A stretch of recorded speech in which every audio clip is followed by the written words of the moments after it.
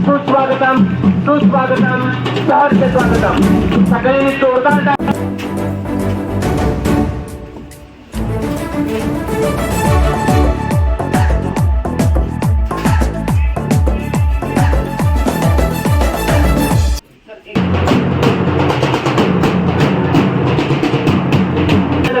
शुभेच्छा देण्यासाठी उपस्थित असणाऱ्या या सर्व मान्यवरांचा आपण विद्यालयाच्या वतीने दिवस आलेख जो आहे या क्रीडा परंपरेचा तो चढताच आलेख राहिलेला आहे। या स्पर्धेमध्ये गिनीज स्कूल किनीच्या टीमनं अत्यंत उत्कृष्ट कामगिरी करत हातकणंगले तालुकास्तरीय शासकीय शालेय कबड्डी स्पर्धेमध्ये या गिनीज स्कूल किनीच्या संघानं प्रथम क्रमांक मिळवला आणि त्याची जिल्हा स्तरावरती निवड झाली।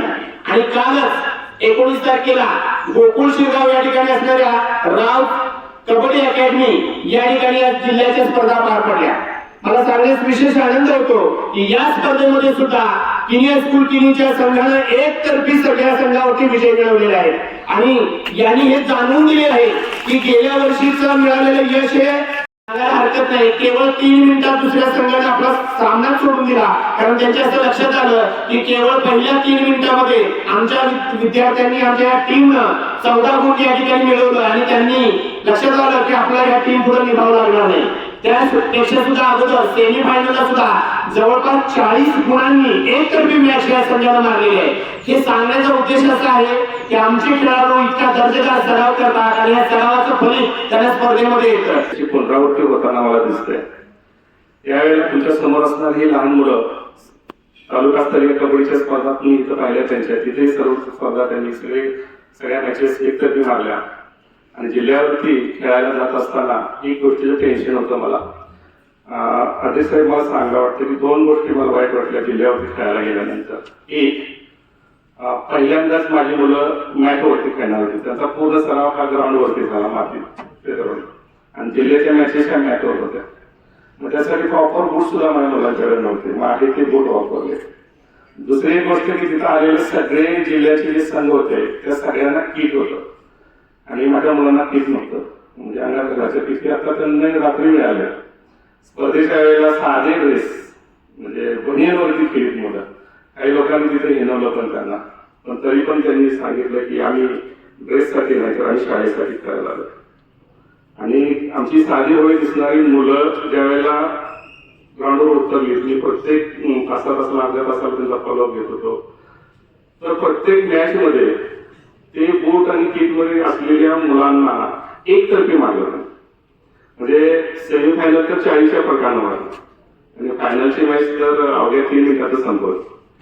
म्हणजे एवढं मनापासून ही मुलं खेळेल याचं श्रेय ह्यांच्या प्रॅक्टिस जे आहे ना ग्राउंडवरती सकाळ संध्याकाळ त्यांचा जो घाम जातोय, जो सराव होतोय त्याला जात आहे आणि त्यांच्यासाठी रात्र दिवस राबणारे अभि असेल, इम्रान असेल, धनवड सर, प्रेम पाटील सर यांना जातं। आमच्या कोणाचं याच्यामध्ये काहीच नाही आहे, आम्ही फक्त त्यांना प्रोत्साहन देतोय, पण खरं कष्ट घेतात ते अभि, इम्रान, धनवड सर, प्रेम पाटील सर आणि ही मुलं स्वतः आणि गावातली काही मंडळी। त्यामुळे सर्वांच्या प्रयत्नाला एक चांगलं यश आलं आणि जिल्ह्यावरती आपल्या शाळेचा पुन्हा एकदा नावलौकिक झाला आणि पुढे होणार अजून तारीख डिक्लेअर झाली नाही, परत पुढे होणाऱ्या विभागीय स्पर्धेसाठी आपल्या संघाची निवड झालेली आहे। सिर्फ पंखों से कुछ नहीं होता, हौसलों से उड़ान होती है, हौसलों से उड़ान होती है। अशा जबरदस्त इच्छाशक्ती घेऊन खेळणाऱ्या या टीमला आपण शुभेच्छा देऊया। मी यानंतर विद्यालयाचे पर्यवेक्षक आदरणीय डी चव्हाण सर यांना विनंती करतो की त्यांनी आजच्या या कार्यक्रमाचा आभार प्रदर्शन करावं।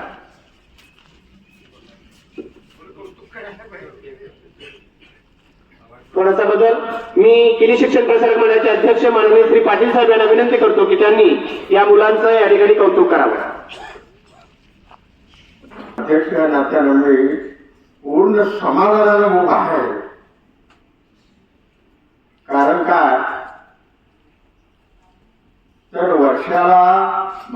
वर्षी राज्यात नंबर आला होता,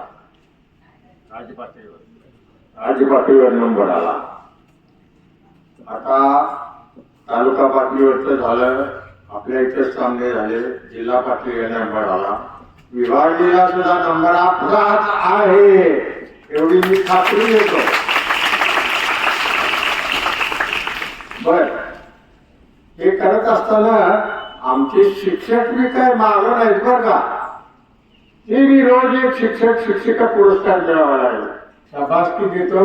आणि असं चढता अनेक आपल्या शाळेचा कायम राहू दे एवढी इच्छा व्यक्त करून मी आजचं संघटन पूर्ण करतो. धन्यवाद साहेब. मी विद्यालयाचे परिवेशक जे चव्हाण सर यांना विनंती करतो की त्यांनी आजच्या या कार्यक्रमाचं आभार प्रदर्शन करावं. आपल्या संस्थेचे अध्यक्ष माननीय आशा पाटील साहेब, शाळेचे मुख्याध्यापक मलगुडे सर, क्रीडा शिक्षक P N Patil sir, Ganwad sir, Abi Imran. तर कुमारसरांनी नुकतं सांगितलं थोड्या वेळापूर्वी की या मुलांनी जे यश मिळवून आणलेलं ते योगायोग नाही लक्षात द्यायचं.